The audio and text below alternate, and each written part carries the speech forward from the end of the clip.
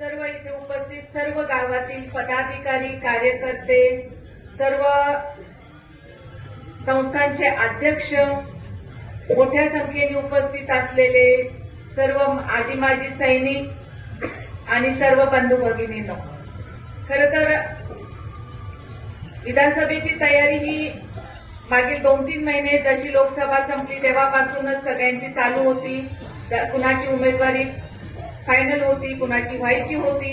प्रत्येकाचे विजन वेगवेगळे होते आणि ते घेऊन प्रत्येक जण आपल्या पुढ्यात येत होतं की आमचं काय विजन आहे आणि आम्ही समाजासाठी धावपळ करणारे ते नेते आहेत. आणि म्हणून 4 वर्ष 11 महिने त्यांनी घरामध्ये बसलं नाही. समाजाच्या अनेक अशा अडचणी सोडवण्यासाठी सगळ्यांचा कोणताही पटतो आणि कधीच जातपात मानली नाहीये, कधीच त्यांनी जातपात मानली नाहीये. आणि म्हणून समाजाचं काम केलं पाहिजे. कारण ज्यावेळी आपण लहान असतो ज्यावेळी दुडदुड आपण घराच्या बाहेर जातो आणि त्यावेळी आपण समाजाकडे काही चांगलं घेतलं जात नाही, त्या समाजाची घेतलेल्या चांगल्याची काळजी आपण परतफेड केली पाहिजे. म्हणून या पाटील साहेब उपस्थित आहेत.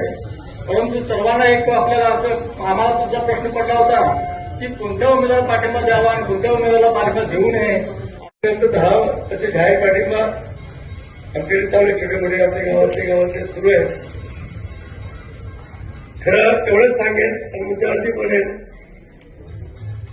2019ची निवडणूक पराभव झाल्यानंतर आदरणीय